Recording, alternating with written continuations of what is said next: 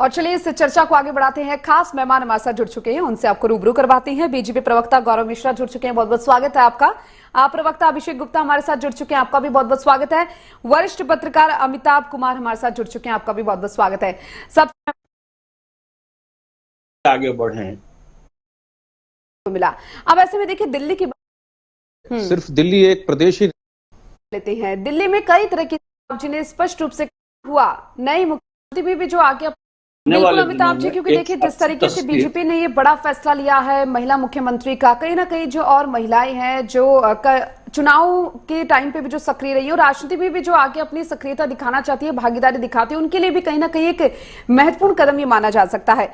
गौरव मिश्रा जी आपके पास में आऊंगी, क्योंकि देखिए जब कल ऐलान हुआ नई मुख्यमंत्री का, जब चेहरा सबके सामने था, ऐसे में कई तरह की चीजें हैं जो हम सबको देखने को मिली। जहां एक वर्ग की, मैंने विशेष वर्ग की बात की, महिला वर्ग की, जिसको लेकर अमिताभ जी ने स्पष्ट रूप से कहा कि महिलाओं को कहीं ना कहीं आगे बढ़ाने के लिए बहुत ही अच्छा महत्वपूर्ण कदम ये केंद्र सरकार का देखने को मिला।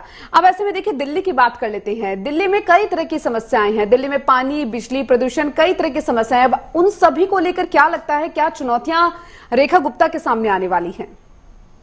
देखिए दीपिका जी, दिल्ली की जनता ने भारतीय जनता पार्टी की प्रचंड बहुमत की सरकार दिल्ली में बनाई है और दिल्ली देश की राजधानी है। सिर्फ दिल्ली एक प्रदेश ही नहीं, बल्कि दिल्ली से देश का प्रत्येक नागरिक जुड़ा हुआ है, उसकी भावनाएं जुड़ी हुई है। तो स्वाभाविक है दिल्ली अगर कष्ट में रहेगी, दिल्ली अगर परेशानी में रहेगी, तो देश का हर नागरिक जो है उससे प्रभावित होगा। और पिछले 11 वर्षों से दिल्ली का जो बुरा हाल है, जो दुर्दशा की गई है, उस गड्ढे को, उस खाई को पाटना सबसे पहली प्राथमिक जिम्मेदारी है। और मुझे लगता है कि नवनियुक्त जो हमारी मुख्यमंत्री हैं, वो सबसे पहले दिल्ली जिन समस्याओं से जूझ रही है, जिन बीमारियों से जूझ रही है, उन बीमारियों को दूर करना, उसे खत्म करना, चाहे वो जहरीली हवा की बात हो, चाहे वो शिक्षा की बात हो, चाहे खराब सड़कों की खस्ता हाल बात हो, या फिर भ्रष्टाचार की बात हो, इन सभी पर पूर्ण विराम लगेगा और एक नए स्वरूप में दिल्ली बहुत कम समय में उभरती हुई, निकलती हुई दिखाई देगी। ये जो निर्णय भारतीय जनता पार्टी के केंद्रीय नेतृत्व का है, ये बहुत संतुलित है, बहुत माइक्रो मेजर किया हुआ है, बहुत दूरगामी है और ये इसका संदेश बहुत व्यापक है और मुझे लगता है देश भर में बहुत सकारात्मक संदेश गया है। दिल्ली में एक महिला मुख्यमंत्री, यद्यपि दिल्ली में पहले भी 4 बार महिला मुख्यमंत्रियों ने मोर्चा संभाला है, सुषमा जी बहुत कम समय के लिए भारतीय जनता पार्टी की तरफ से रही, 52 या 56 दिनों के लिए मुख्यमंत्री रह पाई थी। लेकिन अब जो 27 वर्षों का जो एक अकाल था भारतीय जनता पार्टी का, भारतीय जनता पार्टी देखिए बहुत ही लोकतांत्रिक तरीके से, बहुत सतह पे काम करने वाले अपने कार्यकर्ताओं को चुनती है, बड़ी बड़ी जिम्मेदारियां देती है। किसी भी घर में जन्म लिया हुआ बच्चा वो देश का मुखिया बन सकता है, प्रदेश का मुखिया बन सकता है, उसमें अपना योगदान दे सकता है। आज उस परंपरा को भी जीवित करने का और उदाहरण प्रस्तुत करने का काम भारतीय जनता पार्टी के केंद्रीय नेतृत्व ने किया है। लेकिन सबसे बड़ा सवाल यही उठता है कि आखिर ये जो चुनौतियां दिल्ली वासियों को इतने वक्त से झेलनी पड़ रही थी, चाहे वो कोई भी पार्टी की बात हो, कहीं ना कहीं वो अभी यही अपेक्षा लेकर देख रहे हैं, सोच रहे हैं कि ये जो पानी, बिजली, प्रदूषण से जूझती दिल्ली नजर आ रही है, वो अब ना आई और ये जो समस्याएं हैं, मूलभूत जो समस्याएं कहीं ना कहीं देखने को मिल रही है, उनसे उन्हें कहीं ना कहीं अब निजात मिले। अभिषेक बैठ के करें, भाजपा ठीक है, देखिए तो वक्त अंग के साथ आपने क्या वो जमीन पर का संकल्प पत्र के जरिए वो उन्हें पूरा करे।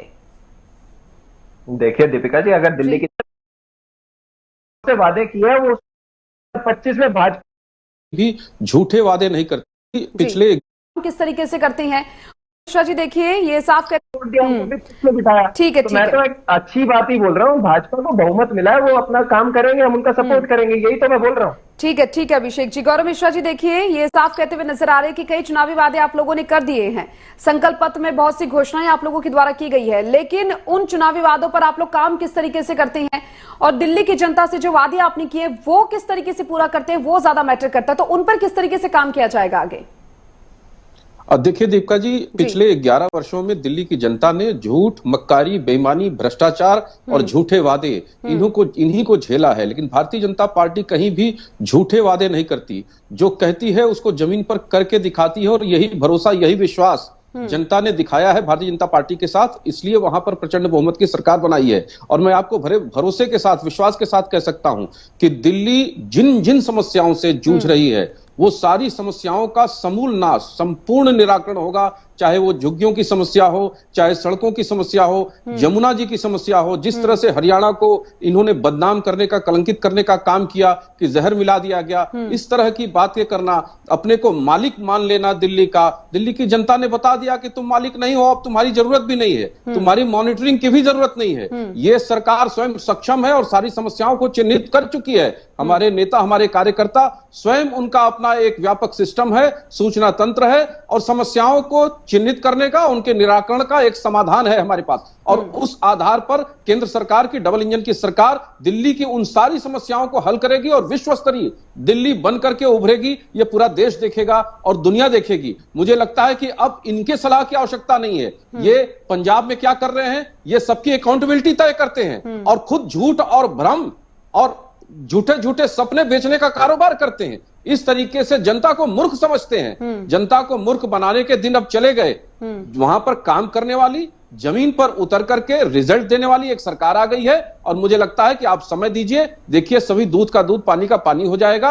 अब दिल्ली को उस नजरिए से लोग नहीं देखेंगे जहां दिल्ली में जाने पर आंखों में जलन होती थी, यहां तक कि कमरों में हम लोग होटलों में रहते थे, वहां पर भी जलन होती थी। लगता ही नहीं था कि यह देश की राजधानी है। इतनी दुर्दशा, पानी पिया नहीं जा सकता वहां पर अगर बोतल का पानी ना हो तो। यह स्थिति दिल्ली की बना दी गई थी और मुझे लगता है कि अब वो दिन चले गए। धीरे धीरे इन समस्याओं का संपूर्ण निराकरण होगा और जो बॉर्डर लाइन जो स्टेट्स हैं उनके साथ एक व्यापक समन्वय होगा, चाहे वो हरियाणा हो, पंजाब हो। पंजाब में जबकि इनकी सरकार है लेकिन पंजाब में बुरा हाल है, पंजाब के लोग रो रहे हैं। उत्तर प्रदेश के साथ रहेगा, उत्तराखंड के साथ रहेगा, एक बृहत्तर दिल्ली बन करके उभरेगी। बिल्कुल, देखिए ये तो देखना होगा, भविष्य ही ये बताएगा कि आखिर दिल्ली अब किस तरीके से उभरती है। और आप कह रहे हैं कि बेहतर दिल्ली बनकर उभरेगी। जो